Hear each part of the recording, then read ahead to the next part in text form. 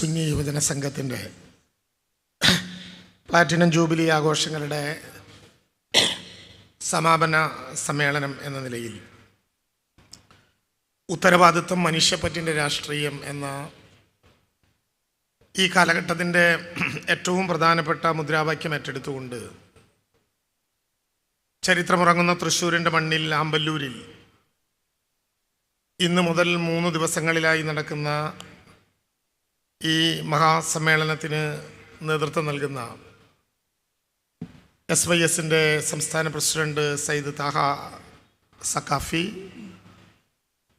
SYSൻ്റെ general സെക്രട്ടറിയും പ്രിയപ്പെട്ട സുഹൃത്തുമായ doctor Muhammad Abdul Hakeem Azhari, Kerala മുസ്ലിം ജമായത്തിൻ്റെ തന്നെ ജനറൽ സെക്രട്ടറി പ്രിയപ്പെട്ട സയ്യിദ് ഖലീദ ഇബ്രാഹിം, ഏറ്റവും പ്രിയങ്കരനായ നമ്മുടെ സംഘാടക സമിതിയുടെ chairman doctor Muhammad Kasim, convener പ്രിയപ്പെട്ട സുഹൃത്തും ജ്യേഷ്ഠ സഹോദരനുമായിട്ടുള്ള ഫസൽ തങ്ങൾ, വേദിയിലും സദസ്സിലുമുള്ള ഏറ്റവും ബഹുമാന്യരെ, പ്രിയപ്പെട്ടവരെ, സഹോദരി സഹോദരന്മാരെ, ഏറ്റവും പ്രിയപ്പെട്ട സുഹൃത്ത് നമ്മുടെ സംഘടനയുടെ general secretary doctor Muhammad Abdul Hakeem Azhari പറഞ്ഞതുപോലെ 7 മണിക്ക് എത്തിച്ചേരണം എന്ന് നിശ്ചയിച്ചപ്പോൾ കൃത്യം 7 മണിക്ക് തന്നെ നിങ്ങളുടെ സമ്മേളനത്തിൽ എത്തിച്ചേർന്നതുപോലെ തന്നെ ധാരാളമായ പ്രാസംഗികരുള്ള ഒരു സമ്മേളനത്തിൽ നിങ്ങൾ നൽകിയ കുറിപ്പിൽ പറഞ്ഞതുപോലെ തന്നെ അനുവദിക്കപ്പെട്ട 15 മിനിറ്റിനകം അവസാനിപ്പിക്കുക എന്നതുകൂടി പ്രാസംഗികൻ്റെ ഒരു മര്യാദയായതുകൊണ്ട് ആ കടമ നിർബന്ധമായി ഞാൻ പൂർത്തീകരിക്കും എന്നാദ്യമേ നിങ്ങളെ അറിയിക്കാൻ ഞാൻ ആഗ്രഹിക്കുകയാണ്. ഉത്തരവാദിത്വം മനുഷ്യപ്പറ്റിൻ്റെ രാഷ്ട്രീയം എന്ന ഏറ്റവും കാലിക പ്രസക്തമായിട്ടുള്ള ഒരു ആശയം മുന്നോട്ട് വെച്ചുകൊണ്ട് 10,000-ഓളം സ്ഥിരാംഗങ്ങളും പിന്നെ SYSനെയും കേരള മുസ്ലിം ജമായത്തിനെയും സ്നേഹിക്കുന്ന ആയിരക്കണക്കിന് ആളുകളും ഒത്തുചേരുന്ന ഈ മഹാസമ്മേളനം തൃശ്ശൂരിൽ തന്നെ വെച്ചു നടക്കാൻ നിശ്ചയിച്ച SYSൻ്റെ ഭാരവാഹികളെ ഞാൻ ആദ്യം തന്നെ തൃശ്ശൂർ ജില്ലയിലെ ചുമതലക്കാരനായിട്ടുള്ള മന്ത്രി എന്ന നിലയിൽ സ്നേഹപൂർവ്വം നിങ്ങളെല്ലാവരെയും അഭിവാദ്യം ചെയ്യാൻ, അഭിനന്ദിക്കാൻ ഈ അവസരം ഉപയോഗിക്കുകയാണ്. നാളെ കൃത്യസമയത്തു തന്നെ കേരളത്തിൻ്റെ ബഹുമാന്യനായ മുഖ്യമന്ത്രിയും ഈ സമ്മേളനത്തിൽ എത്തിച്ചേരും. കേരള യുവജന സമ്മേളനത്തിൻ്റെ ഏറ്റവും പ്രധാനമായും അതിൻ്റെ ബ്രോഷറിൽ പറഞ്ഞ ഒരു കാര്യവും നേരത്തെ ജനറൽ സെക്രട്ടറി ഇവിടെ പറഞ്ഞതുപോലെ സുന്നി വോയിസിൻ്റെ എഡിറ്റോറിയൽ പറഞ്ഞ ഒരു വാചകവും ആദ്യമേ നിങ്ങളെ തന്നെ ബഹുമാനിക്കാൻ നിങ്ങൾ ഉയർത്തിപ്പിടിച്ച 2 വരികൾ ഇവിടെ പറയണം എന്ന് ഞാൻ ആഗ്രഹിക്കുന്നു. ഇതിൻ്റെ ബ്രോഷറിൽ സൂചിപ്പിച്ചതുപോലെ വർത്തമാനകാല ഇന്ത്യയുടെ സാഹചര്യത്തിൽ ജീവിക്കുന്ന മനുഷ്യരായിട്ടുള്ള മലയാളിക്ക് ഒരു യുവജന സമ്മേളനം അത് ഏതിൻ്റേതാണെങ്കിലും നടത്തുമ്പോൾ പറയേണ്ട അർത്ഥപൂർണമായൊരാശയം നിങ്ങൾ പറഞ്ഞു വയ്ക്കുകയാണ്. തീഷ്ണ യൗവനത്തിൻ്റെ അഭിലാഷങ്ങളെയും ആകുലതകളെയും അഭിസംബോധന ചെയ്യുകയാണ് കേരള യുവജന സമ്മേളനം. ഭാവിയെ നിർമ്മിക്കുന്ന യുവതയുടെ ശീലങ്ങളെ നവീകരിക്കുന്ന ചിന്തകളുടെ വെളിച്ചമാകും ഈ സമ്മേളനം. കേരളത്തിന് ഒരു യുവജന സമ്മേളനത്തിന് കൊടുക്കാവുന്ന ഉറപ്പ് ഇതിനേക്കാൾ വലിയ ഒന്നുമില്ല എന്ന് വളരെ അഭിമാനത്തോടെ ഈ ഘട്ടത്തിൽ പറയാൻ ഞാൻ ആഗ്രഹിക്കുകയാണ്. അതിൻ്റെ മുഴുവൻ ശില്പികളെയും ഞാൻ അഭിനന്ദിക്കുകയാണ്. കേരളം പ്രതീക്ഷിക്കുന്നത് അതാണ്. ഇവിടെ നിങ്ങളോട് വായിക്കണം എന്ന് പറയുന്ന സുന്നി വോയിസിൽ എഡിറ്റർ ഇൻചാർജ് ഏറ്റവും മനോഹരമായി എഴുതിയ അതിൻ്റെ ആമുഖ കുറിപ്പിൽ പറയുന്നു, SYS കേവലം ഒരു സംഘടനയല്ല, ഉമ്മത്തിൻ്റെ ആത്മാഭിമാനമാണ്. വ്രണതരും നിരാശഭരിതരുമായ ഒരു സമൂഹത്തെ ഉയർത്തെഴുന്നേൽപ്പിച്ച ജീവശ്വാസവുമാണ്. ഇതിനേക്കാൾ വലിയ മറ്റൊന്നും രണ്ടാമതും നിങ്ങൾക്ക് പറയാനില്ല.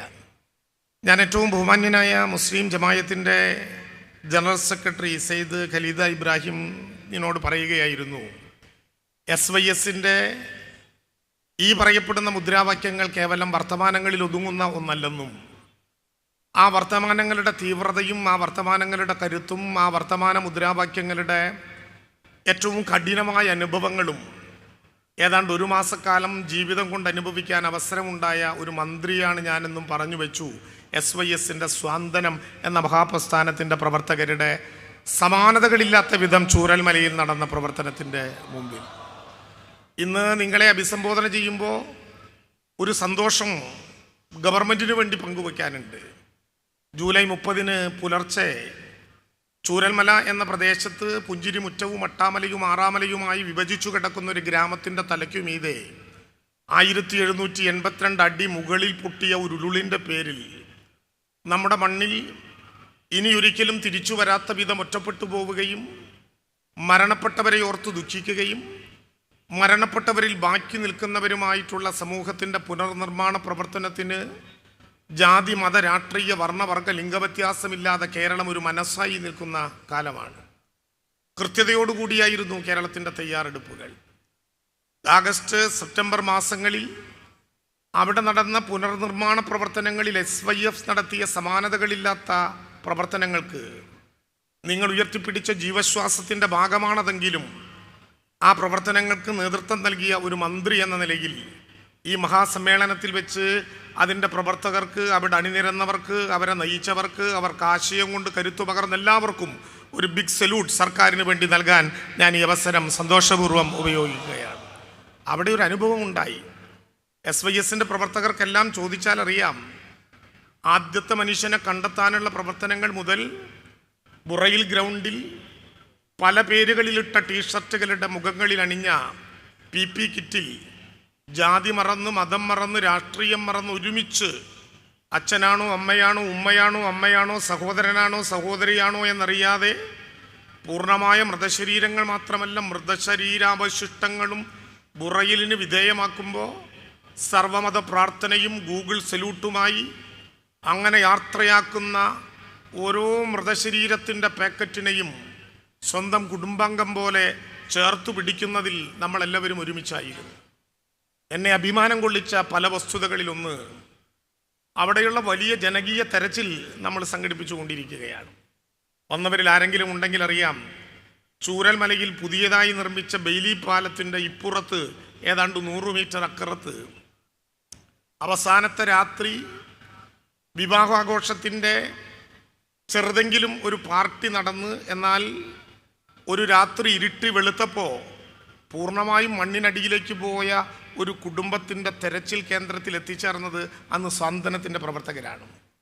മന്ത്രി എന്ന നിലയിൽ ഞാനും എൻ്റെ സഹമന്ത്രിമാരും എല്ലാം നിൽക്കുമ്പോൾ എൻ്റെ കൺമുമ്പിൽ വെച്ചാണ് ആ വീട്ടിൽ കട്ടിലിൻ്റെ അടിയിലേക്ക് താന്നുപോയി ഓർമ്മകളോടൊപ്പം കൈവിട്ടുപോയി എന്ന് കരുതിയ ആ വീട്ടിലെ ആരോ ജീവിതത്തിൻ്റെ സ്വപ്നങ്ങളിൽ കിളി കൂടുവയ്ക്കുന്നത് പോലെ സൂക്ഷിച്ചു വെച്ച ഇത്തിരി പൊന്ന് കണ്ടുകിട്ടി നെഞ്ചോട് ചേർത്തു പിടിച്ച് സാന്ത്വനത്തിൻ്റെ പ്രവർത്തകർ ഞങ്ങളെ കൊണ്ടുവന്ന് ഏൽപ്പിച്ചു. ഇതാ നഷ്ടപ്പെട്ടു പോയ ഇത്തിരി പൊന്ന് അഭിമാനത്തോടെ കിട്ടി, അത് ഈ കുടുംബത്തിൻ്റെയാണ് എന്ന് ഞങ്ങൾ പറയുന്നു. സർക്കാരിലേക്ക് ഞങ്ങളിത് കൈമാറുന്നു. സത്യസന്ധതയുടെ ജീവശ്വാസം സാന്ത്വനത്തിൻ്റെ പ്രവർത്തകർ നടത്തിയ സമാനതകളില്ലാത്തൊരു അനുഭവത്തിൻ്റെ മുമ്പിൽ അവിടെയാണ് നിൽക്കുന്നത്. കേരളത്തിൽ നമ്മളിപ്പോൾ നിങ്ങളുടെ 70 വർഷക്കാലത്തെ ആഘോഷങ്ങളുടെ വേളകൾ 7 പതിറ്റാണ്ടു പിന്നിട്ട അനുഭവങ്ങളുടെ കരുത്തിലൂടെ കടന്നു പോകുമ്പോൾ ഉത്തരവാദിത്വം, മനുഷ്യപ്പറ്റിൻ്റെ രാഷ്ട്രീയം എന്ന മുഖമുദ്രാവാക്യത്തെ കേന്ദ്രീകരിച്ചുകൊണ്ട് നിങ്ങൾ അവതരിപ്പിക്കപ്പെട്ട ചില പ്രശ്നങ്ങളുണ്ടല്ലോ. കമ്മ്യൂണൽ ഹാർമണി, സോഷ്യലിസ്റ്റ് ആക്ടിവിസം, പ്രാദേശിക ചരിത്ര പഠനം, പരിസ്ഥിതി സംരക്ഷണം, ലഹരി വിരുദ്ധ ക്യാമ്പയിനുകൾ, ഡിജിറ്റൽ ലിറ്ററസി, തൊഴിൽ, സംരംഭകത്വം, സാമ്പത്തിക സാക്ഷരത, മിനിലിസം. എത്ര അച്ചടക്കത്തോടെയാണ്, എത്ര ചിട്ടയോടെയാണ് ആധുനിക കേരളം നിർബന്ധപൂർവം അറിഞ്ഞിരിക്കേണ്ടതും പ്രവർത്തിക്കേണ്ടതുമായ ശീലുകളുടെ വഴികളിലൂടെ പോകാൻ 7 പതിറ്റാണ്ട് നീണ്ടു നിന്ന ആഘോഷങ്ങളുടെ ഒരു കാലത്തെ നമുക്ക് ചിട്ടപ്പെടുത്താനായത്. കേരളത്തിൻ്റെ സൗഹൃദം എന്നതാണ് ഈ സമ്മേളനത്തിൻ്റെ ഏറ്റവും പ്രധാനപ്പെട്ട ഈ സെഷൻ്റെ മുദ്രാവാക്യം. ഞാൻ സംസാരിച്ചാലേറെ നേരം എടുക്കും എന്നുള്ളത് കൊണ്ട് അത്തരമൊരു വിശദാംശങ്ങളിലേക്ക് പോകുന്നില്ല. കേരളം ലോകത്തിൻ്റെ മുമ്പിൽ നാം അഭിമാനത്തോടെ അവതരിപ്പിക്കുന്ന ഒരിടമാണ്. കേരളം ലോകത്തിൻ്റെ മുമ്പിൽ അഭിമാനത്തോടെ മറ്റു പലതിനും മറുപടിയായി കേരളം വയ്ക്കുന്നൊരു ബദലാണ്.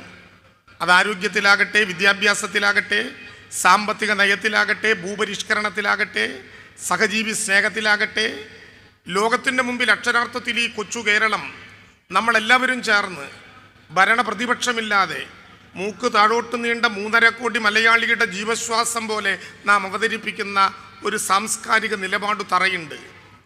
ആ സാംസ്കാരിക നിലപാട് തറയെപ്പോലും ചോദ്യം ചെയ്യുന്ന വിധത്തിലുള്ള സംവിധാനങ്ങൾ ഇന്ന് നമ്മുടെ നാട്ടിൽ വളർന്നു വരുന്നു.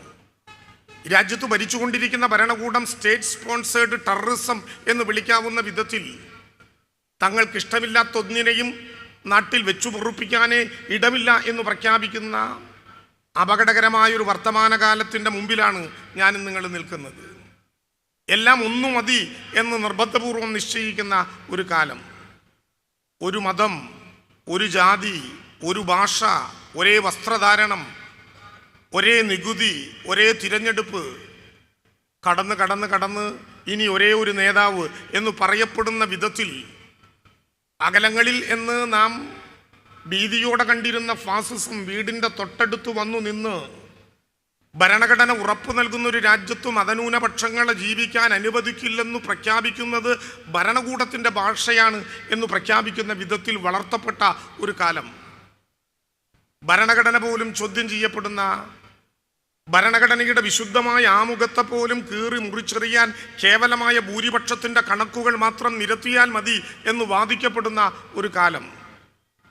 മതനിരപേക്ഷതയ്ക്ക്, ബഹുസ്വരതയ്ക്ക് ഭരണഘടന ഉറപ്പു നൽകുന്ന അടിസ്ഥാനപരമായ മൗലികാവകാശങ്ങൾക്ക് ഇന്ത്യയുടെ മണ്ണിൽ സ്ഥാനമില്ല എന്ന് പ്രഖ്യാപിക്കപ്പെടുന്ന ഒരു ഭീകരാന്തരീക്ഷം നമ്മുടെ തലയ്ക്കുമീതെ വളരുന്നു. ജനാധിപത്യത്തിൻ്റെ, ഫെഡറലിസത്തിൻ്റെ, പരമാധികാരത്തിൻ്റെ, സ്വാഭിമാനത്തിൻ്റെ, സ്വാശ്രയത്വത്തിൻ്റെ കുളിർകാറ്റേറ്റു വാങ്ങുമെന്ന് പ്രതീക്ഷിച്ച നമ്മുടെ രാജ്യം അതിഭീകരമായ കറുത്ത നാളുകളുടെ ഇരുണ്ട അധ്യായങ്ങളിലേക്ക് കടന്നു പോകുന്ന ഒരു ഘട്ടത്തിൽ പെറ്റമണ്ണിൻ്റെ മാനാഭിമാനങ്ങളെ സംരക്ഷിക്കാൻ കൂട്ടായ്മയല്ലാതെ മറ്റെന്തു മാർഗമുണ്ട് നമ്മുടെ മുമ്പിൽ എന്നതാണ് നമ്മുടെ ചോദ്യം. നമ്മുടെ നാടിൻ്റെ സംസ്കാരവും സൗഹൃദവും പ്രധാനപ്പെട്ട പങ്കുവഹിക്കുന്ന ഒന്നാണ് കേരളം എന്ന നാട്. ഇന്ത്യയിൽ നിന്ന് കേരളത്തിൻ്റെ വ്യത്യാസം, കേരളം ഇവിടെ ജനാധിപത്യത്തെ ഹൃദയപൂർവ്വം സ്വീകരിക്കുന്നു എന്നുള്ളതാണ്. ലോകം കാണാനും അനുഭവിക്കാനും കൊതി തോന്നുന്ന ഒരു നാടാണ് കേരളം. അത് നമ്മൾ കടന്നു പോകുന്ന നാട്ടുവഴിയുടെയോ വയൽവരമ്പുകളുടെയോ പുഴയുടെയോ കാടിൻ്റെയോ കടൽപ്പുറത്തിൻ്റെയോ സൗന്ദര്യം കൊണ്ട് മാത്രമല്ല. കേരളം അവതരിപ്പിച്ച ഒരു സാമൂഹിക പശ്ചാത്തലമുണ്ട്. ഭ്രാന്താലയം എന്ന് വിളിക്കപ്പെട്ടിരുന്ന ഈ കേരളം എല്ലാവർക്കും തുല്യനീതി അനുഭവപ്പെടുന്നൊരു നാടായി മാറിയതിൻ്റെ പിന്നിൽ വലിയ സമരങ്ങളുടെ, വലിയ ഇടപെടലുകളുടെ, കൂട്ടായ മുന്നേറ്റങ്ങളുടെ വലിയ ചരിത്രമുണ്ട് എന്ന് നമുക്ക് മറക്കാനാകില്ല. ലോകത്തിൻ്റെ മുമ്പിൽ കേരളം ഒരു മോഡൽ അവതരിപ്പിച്ചത് എങ്ങനെയാണ്? ഇപ്പോൾ ലോകത്തിൽ എത്തിച്ചേരുന്ന എല്ലാ വൈദേശികരോടും കൈനീട്ടി വിളിച്ച് നമ്മുടെ നാട്ടിലേക്ക് നാം സ്വാഗതം ചെയ്യുമ്പോൾ അഭിമാനത്തോടെ നാം പറയും, കേരളത്തെ ഗോഡ്സ് ഓൺ കൺട്രി, കേരളം ദൈവത്തിൻ്റെ സ്വന്തം നാട്. ഇവിടെ മലകളും പുഴകളും കാട്ടരുവിയുടെ താളവും കാട്ടാറിൻ്റെ ഒഴുക്കും മനോഹരമായ കേരളത്തിൻ്റെ പ്രകൃതി ഭംഗിയും കൊണ്ടല്ല കേരളം ദൈവത്തിൻ്റെ സ്വന്തം നാടായി മാറിയത്. ഇവിടെ നാം എല്ലാത്തിനെയും അനുവദിക്കുന്ന ഒരു നാടാണ്. ഇൻക്ലൂസീവാണ് കേരളം. ഇവിടെ നാം എല്ലാവരെയും സ്വാഗതം ചെയ്യുന്ന നാടാണ്.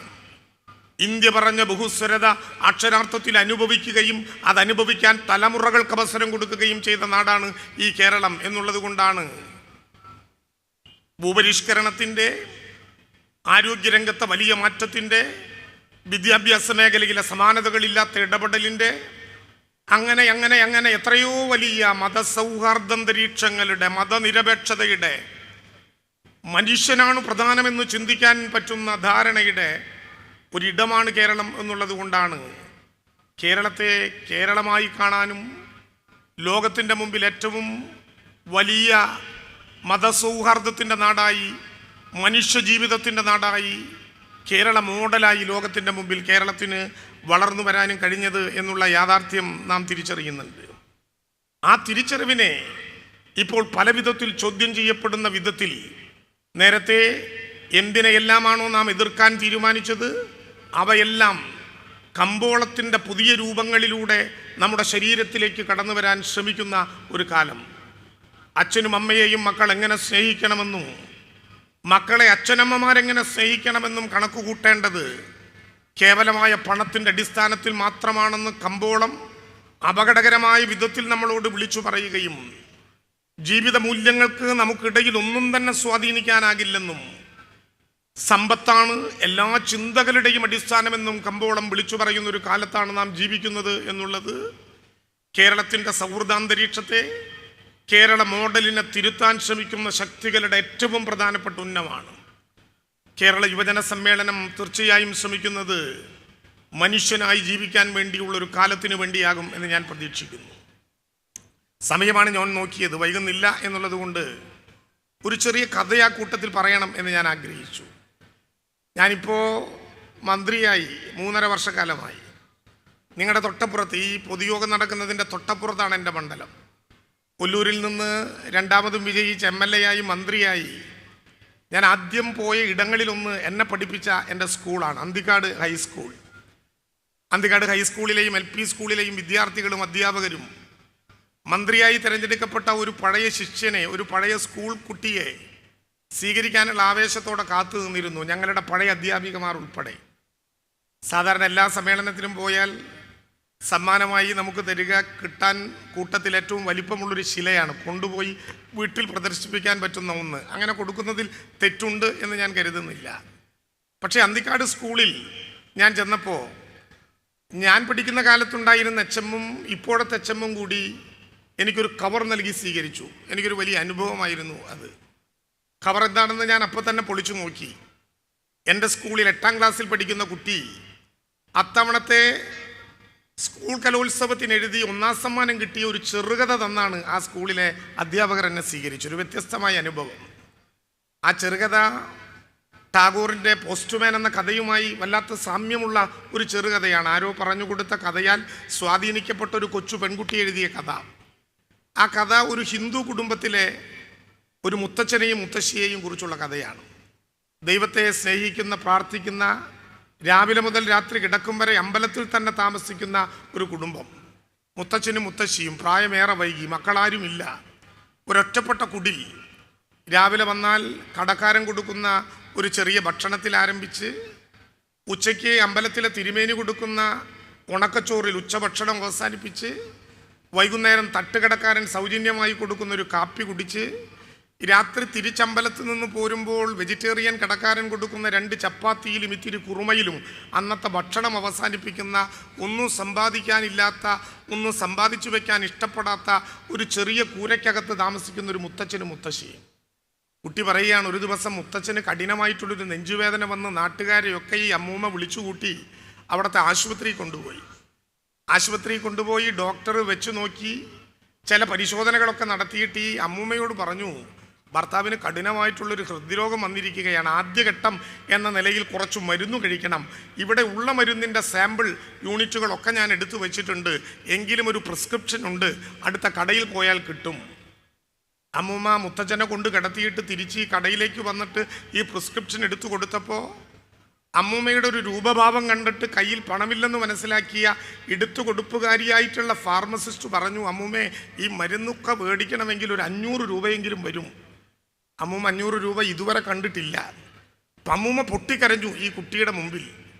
ഈ കുട്ടി പറഞ്ഞു, അമ്മൂമ്മയെ വിഷമിക്കേണ്ട, അടുത്തുള്ള ഒരു വലിയ മുതലാളിയുണ്ട്, അയാളോട് പോയി ചോദിച്ചാൽ ഒരു പക്ഷേ അയാൾ പണം തരുമായിരിക്കും. ഇവർ പോയി അപ്പുറത്തെ വീട്ടിലെ മുതലാളിയെ കണ്ട് തൊഴുതിട്ട് പറഞ്ഞു, മുതലാളി, എൻ്റെ ഭർത്താവ് കഠിനമായിട്ടുള്ളൊരു നെഞ്ചുവേദന വന്നിട്ട് ഇങ്ങനെ പ്രയാസപ്പെടുകയാണ്, ഒരു 500 രൂപ തന്നാൽ എൻ്റെ ഭർത്താവ് മരണത്തിൽ നിന്ന് രക്ഷപ്പെടും. ആ മുതലാളി ഒരു നല്ല മൂഡിലായിരുന്നില്ല എന്നാണ് 8ാം ക്ലാസ്സുകാരി കുട്ടി കഥയിൽ എഴുതിയിട്ടുള്ളത്. മുതലാളി നല്ല മൂഡിലായിരുന്നില്ല. അതുകൊണ്ട് മുതലാളി പറഞ്ഞു, നിങ്ങൾക്ക് ഞാനെന്തിനാ പൈസ തരുന്നത്, നിങ്ങൾ ദൈവത്തിനോട് ചോദിച്ചാൽ പോരെ, ദൈവം പൈസ തരുമല്ലോ.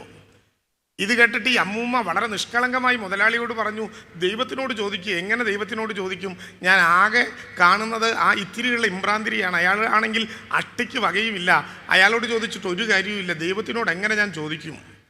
ഇയാൾ കളിയാക്കിയിട്ട് ഈ അമ്മൂമ്മയോട് പറഞ്ഞു, നിങ്ങളൊരു കാര്യം ചെയ്താൽ മതി, ദൈവം ദേവലോകം സ്വർഗം പിയോ എന്ന വിലാസത്തിൽ ഒരു കത്തെഴുതിയാൽ മണി ഓർഡറായി ദൈവം പണം അയച്ചു തരും. ഈ പാവപ്പെട്ട അമ്മൂമ്മ കത്തെഴുതി പോസ്റ്റ് ബോക്സിൽ കൊണ്ടിട്ടിട്ട് ആ ബോക്സിനെയും ഒന്ന് തൊഴുതു തലോടി പ്രാർത്ഥിച്ചു. അന്ന് സീല് വയ്ക്കാനുള്ള ഡെയിലി വേജസിൽ ജോലി ചെയ്യുന്ന ഉണ്ണികൃഷ്ണൻ എന്ന പോസ്റ്റ്മാൻ സീലടിച്ചു തുടങ്ങിയപ്പോൾ വളരെ വിചിത്രമായിട്ടുള്ള ഒരു വിലാസം കണ്ടു. അയാൾ കത്തെടുത്ത് വായിച്ചു നോക്കി. ആ കത്തിലെഴുതിയിരിക്കുകയാണ്, ദൈവമേ, അങ്ങ് ഒരു 500 രൂപ മണി ഓർഡറായി അയച്ചു തന്നത് എന്നെ ഒന്ന് സഹായിക്കണം. ഇയാൾക്ക് കണ്ണുനീര് വന്നു, കയ്യിലൊരു പൈസയുമില്ല. കൂട്ടുകാരോടൊക്കെ ചോദിച്ചു, കാര്യമില്ല. അന്നത്തെ മണി ഓർഡർ ആർക്കെങ്കിലും വന്നാൽ ഇത്തിരി എന്തെങ്കിലും കിട്ടുമെന്ന് പ്രതീക്ഷിച്ചു, അതും കിട്ടിയില്ല. പിറ്റേന്നായപ്പോൾ ഇയാൾക്ക് സങ്കടമായി, ഈ മുത്തച്ഛനെങ്ങാനും മരിച്ചു പോയാലോ. മോൾക്ക് പാവാട പഠിക്കാൻ വേണ്ടി വെച്ചിരിക്കുന്നൊരു കാശ് കൂട്ടി നോക്കിയപ്പോൾ 420 രൂപയായി. ഇയാൾ പിന്നെ കാത്തു നിന്നില്ല. പിറ്റേ ദിവസമായി സൈക്കിൾ ചവിട്ടി നേരെ അമ്മൂമ്മയുടെ അടുത്ത് പോയി. അസ്വാഭാവികമായിട്ടൊന്നും തോന്നാതിരിക്കാൻ മണി ഓർഡറിൽ ഒരു പേരും എഴുതിയിട്ട് അമ്മൂമ്മയെ കൊണ്ടൊരു ഒപ്പിടിച്ച് മേടിച്ചിട്ട് അമ്മൂമ്മയ്ക്ക് ഈ 420 രൂപ കയ്യിലങ്ങ് ചുരുട്ടി പിടിച്ചു കൊടുത്തു. ദൈവത്തെ അതുവരെ കണ്ടിട്ടില്ലാത്ത അമ്മൂമ്മ തൊഴുത് ഉണ്ണികൃഷ്ണനോട് പറഞ്ഞു, ദൈവത്തെപ്പോലെ മോനെ ഞാൻ നിങ്ങളെ കാണുന്നുണ്ട്, സന്തോഷം. തിരിച്ചു പോകുമ്പോൾ ഉണ്ണികൃഷ്ണൻ്റെ പ്രശ്നം, മോളോടും ഭാര്യയോടും ഇത് പറഞ്ഞാൽ അവരെങ്ങനെ പ്രതികരിക്കും. കഞ്ഞി കുടിച്ചുകൊണ്ടിരിക്കുമ്പോൾ ഒരു തഞ്ചത്തിന് ഭാര്യയോടും മോളോടും പറഞ്ഞു. മോള് കഞ്ഞി കുടിച്ചുകൊണ്ടിരിക്കുന്ന ചിറി തുടയ്ക്കാതെ അച്ഛൻ്റെ കവിളത്തൊരു ഉമ്മ കൊടുത്തു. ഭാര്യ ജീവിതത്തിൽ ആദ്യമായി പുറത്തു തട്ടി പറഞ്ഞു, ഇപ്പോഴാണ് നിങ്ങളൊരു മനുഷ്യനായത്. പിറ്റേന്ന് ഉണ്ണികൃഷ്ണൻ സൈക്കിൾ ചവിട്ടി പോകുമ്പോൾ ദാരിദ്ര്യമായിരുന്നില്ല, ചുണ്ടിലൊരു മൂളിപ്പാട്ട് കൂടി ഉണ്ടായിരുന്നു. ഉണ്ണികൃഷ്ണൻ നേരെ പോയി വീണ്ടും സീലടി തുടങ്ങിയപ്പോൾ വീണ്ടും ഒരു കത്ത്, ദൈവം, ദേവലോകം, സ്വർഗം പിയ്യോ. ആദ്യം ഐശ്വര്യത്തോടെയാണ് ഇയാൾ എടുത്തു നോക്കിയതെങ്കിൽ ഇത്തിരി ആകാംക്ഷയോടെ ഇയാൾ ഈ കത്തെഴുതി നോക്കി. പണ്ട് കത്തയച്ച അതേ അമ്മൂമ്മ വീണ്ടും ഒരു കത്തയച്ചിരിക്കുന്നു. ഈ പണം കൊടുത്തതിന് ശേഷവും എന്താവുമോ ദൈവമേ പ്രശ്നം എന്ന് കരുതി ഇയാൾ മറച്ചു നോക്കിയപ്പോൾ അമ്മൂമ്മ എഴുതിയിരിക്കുകയാണ്, ദൈവമേ അങ്ങ് എന്തൊരു കാരുണ്യവാനാണ്. ഞാൻ പണം ചോദിച്ച് കത്തയച്ച് 24 മണിക്കൂർ കഴിയുന്നതിന് മുമ്പ് അങ്ങ് പണം കൊടുത്തയച്ചല്ലോ, ഒരുപാട് നന്ദി. ഒരാവശ്യം കൂടി ബാക്കിയുണ്ട്. ഞങ്ങളുടെ പോസ്റ്റ് ഓഫീസിൽ വർക്ക് ചെയ്യുന്ന ഉണ്ണികൃഷ്ണൻ എന്നൊരു പോസ്റ്റ്മാൻ ഉണ്ട്. മഹാകള്ളനാണ്. അങ്ങ് കൊടുത്ത കാശിൽ 80 രൂപ അടിച്ചു മാറ്റി ബാക്കി 420 രൂപയെ അയാൾ കൊണ്ടുവന്ന് തന്നുള്ളൂ.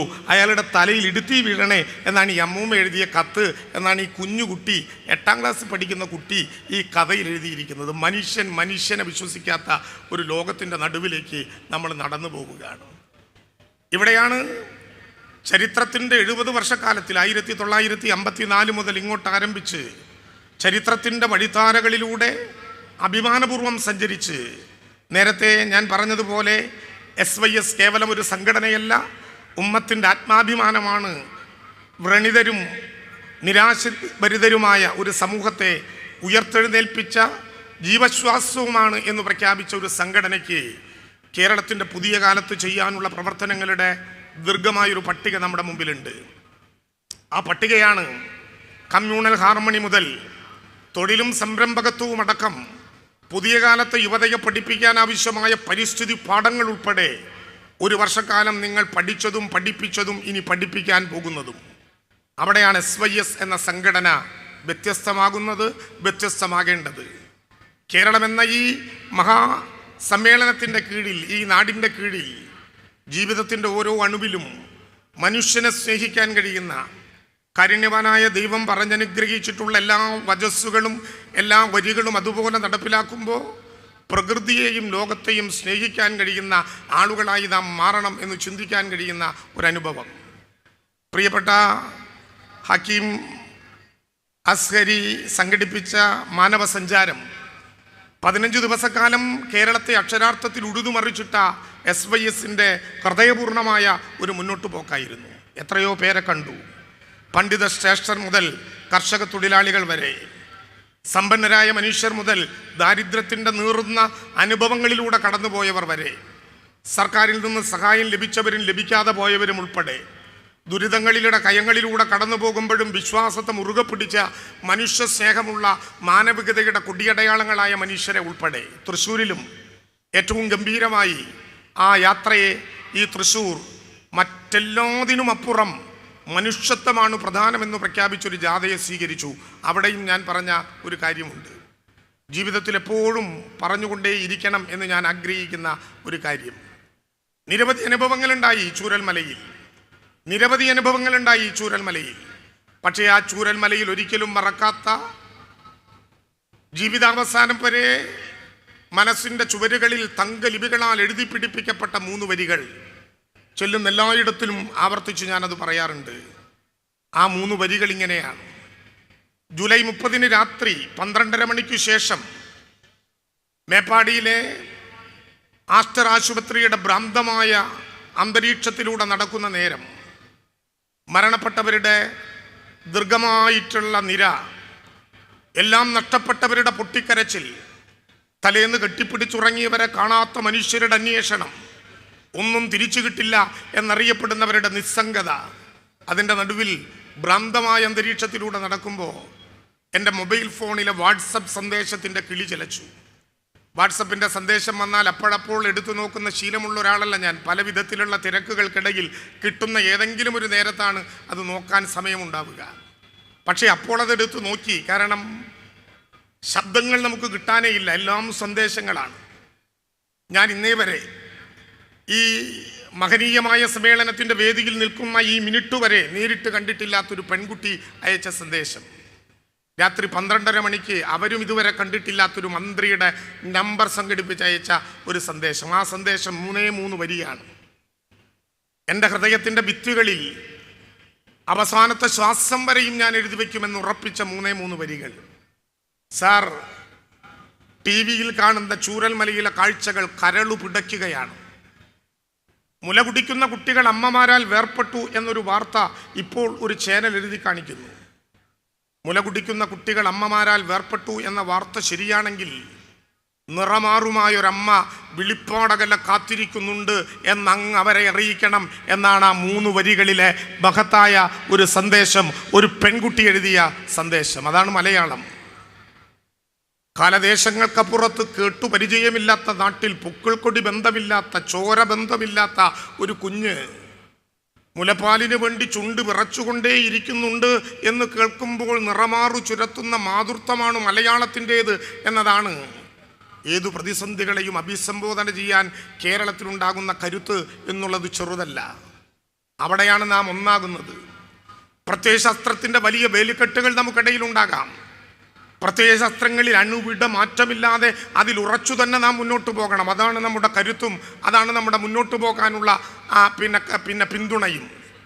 പക്ഷേ അതിനെല്ലാം അപ്പുറത്ത് നാം മനുഷ്യനാണ് എന്നൊരു ചിന്തയിൽ മാനവികതയുടെ കൊടിയടയാളങ്ങളായി മാറാൻ നമുക്ക് കഴിയട്ടെ എന്നുള്ളതാണ് ഏറ്റവും പ്രധാനപ്പെട്ട സന്ദേശം.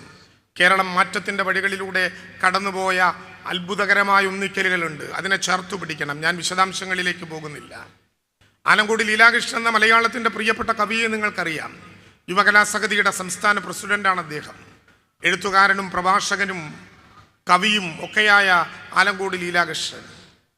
ആലങ്കോട് ലീലാകൃഷ്ണൻ എഴുതിയ കവിതകളിലൊന്ന് ഇനി നമുക്കാരുമില്ലെന്ന് തോന്നുമ്പോൾ എന്ന കവിതയാണ്. ഇനി നമുക്കാരുമില്ലെന്ന് തോന്നുമ്പോൾ എന്നൊരു കവിത ആലങ്കോട് എഴുതിയിട്ടുണ്ട്. ഇനി നമുക്കാരുമില്ലെന്ന് തോന്നുമ്പോൾ ഒരു നിമിഷം ഈ മണ്ണിനെ ഓർക്കുക. ഇനി നമുക്കാരുമില്ലെന്ന് തോന്നുമ്പോൾ ഒരു നിമിഷം ഈ മണ്ണിനെ ഓർക്കുക. പുഴയിറമ്പിലെ പുല്ലുകൾ, പൂവുകൾ, പുഴയിൽ 1000 നക്ഷത്രമീനുകൾ, ഋതുലയം ചേർത്തു പാടുന്ന പക്ഷികൾ, നിബിഡകാനനം നീളപ്പൂമ്പാറ്റകൾ, ഉടയ ദൈവത്തിനെണ്ണയും കൊണ്ടിതാ പുഴുവൊരാൾ സ്നേഹയാത്ര തിരിക്കുന്നു. ഇനി നമുക്കെന്തു വേണം ഈ ഭൂമിയിൽ, നിറയ ജീവന്റെ ബന്ധുക്കളല്ലയോ എന്ന് ആലങ്കോട് എഴുതി വെച്ചതുപോലെ ജീവിതത്തിൻ്റെ ബന്ധുക്കളാൽ നിറഞ്ഞ പ്രകൃതിയുടെ പാഠപുസ്തകമാണ് നമുക്ക് പഠിക്കാൻ കാലം നമ്മളെ ഏൽപ്പിച്ചിട്ടുള്ള ഏറ്റവും പ്രധാനപ്പെട്ട ജീവിതത്തിൻ്റെ സിലബസ് എന്ന് നാം തിരിച്ചറിയേണ്ട ഒരു ഘട്ടമാണ്. SYSൻ്റെ കേരള യുവജന സമ്മേളനം ഇന്ന് ആരംഭിക്കുന്ന ദിവസത്തിനൊരു പ്രത്യേകത കൂടിയുണ്ട്. അതുകൂടി പറഞ്ഞുകൊണ്ട് ഞാൻ അവസാനിപ്പിക്കാം. നമ്മുടെ മനസ്സിൽ ഇപ്പോഴും എരിയുന്ന കനലാണ് ചൂരൽമല. 254 പേരുടെ മരണം നാം സ്ഥിരീകരിച്ചിട്ടുണ്ട്.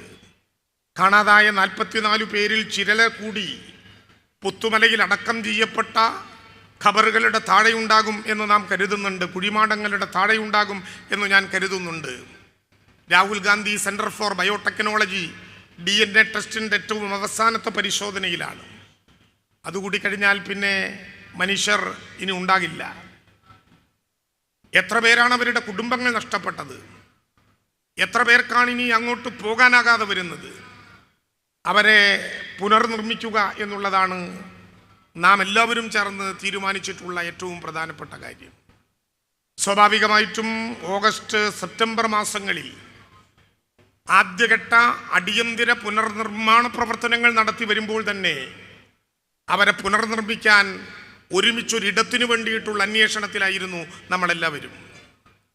അവിടെ ചെന്ന് ഞങ്ങളോട് പലരും പറഞ്ഞു, ദൈവം എന്തുകൊണ്ടോ ജീവിച്ചിരിക്കുന്ന കാലത്ത് ഞങ്ങൾ പലരെയും പിരിച്ചു ഈ ദുരന്തത്തിലൂടെ. പുനർനിർമ്മാണ പ്രവർത്തനത്തിൽ, പുനരധിവാസ പ്രവർത്തനത്തിൽ ഇനി സർക്കാരും ഞങ്ങളെ പിരിക്കരുത്. ആ ആശയം കൊണ്ടാണ് ടൗൺഷിപ്പ് എന്ന മഹനീയമായ ഒരർത്ഥ തലത്തിലേക്ക് പോകണം എന്ന് ബഹുമാനപ്പെട്ട കേരളത്തിൻ്റെ മുഖ്യമന്ത്രി പ്രഖ്യാപിച്ചത്.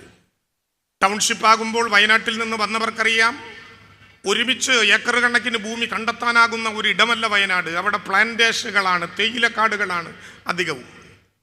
ഒരുമിച്ച് താമസിപ്പിക്കാൻ 25 പ്ലാന്റേഷനുകളെ കണ്ടെത്തി. ആ പ്ലാന്റേഷനുകളിൽ ജോൺ മത്തായിയുടെ നേതൃത്വത്തിലുള്ള സംഘം സുരക്ഷിതം എന്നു കണ്ടെത്തിയ 9 പ്ലാന്റേഷനുകളിൽ അവസാനിച്ചു. ആ 9 പ്ലാന്റേഷനുകളിൽ ചൂരൽമലയിലെ മനുഷ്യർ പറഞ്ഞൊരു വികാരമുണ്ട്, ഞങ്ങൾക്ക് മേപ്പാടിയിൽ താമസിക്കണം, അല്ലെങ്കിൽ മേപ്പാടിയോട് അടുത്ത ഇടത്തു താമസിക്കണം. മേപ്പാടിയിൽ തന്നെ നിശ്ചയിച്ചു. അതിനടുത്ത് കൽപ്പറ്റയിലുമായി 9 പ്ലാന്റേഷനുകളിൽ 2 എണ്ണം, നെടുമ്പാലയും എൽസ്റ്റോണും. ഒക്ടോബർ 4 തന്നെ എല്ലാം ഏറ്റെടുക്കാൻ നാം നിശ്ചയിച്ചു. ആ ഏറ്റെടുക്കലിൻ്റെ നടപടിക്രമങ്ങൾ മുന്നോട്ട് പോയപ്പോൾ ഈ സമ്മേളനത്തെ ഇനിയുള്ള 2 പകലുകളിലും രാത്രികളിലും ആവേശഭരിതമാക്കാൻ പ്രിയപ്പെട്ട ഉസ്താദ് നമുക്കിടയിലേക്ക് എത്തിച്ചേർന്ന് കഴിഞ്ഞു. ഞാൻ എൻ്റെ വാക്കുകൾ അവസാനിപ്പിക്കുകയാണ്. ഉസ്താദ് വന്ന നേരം ഞാൻ പറയാൻ വെച്ച അവസാനത്തെ വാക്കിൻ്റെ നേരമാണ്. ഒക്ടോബർ 4 തന്നെ നെടുമ്പാലയിലും എൽസ്റ്റോണിലും 2 എസ്റ്റേറ്റുകൾ ഏറ്റെടുക്കാൻ തീരുമാനിച്ചു. നിർഭാഗ്യവശാൽ ചെറിയ കേസുമായി പോയി എന്നുള്ളത് കൊണ്ട് ഇത്തിരി കാല വിളംബമുണ്ടായി. കോടതി പറയാത്തത് കൊണ്ട് ഇത്തിരി സമയം ഉണ്ടായി.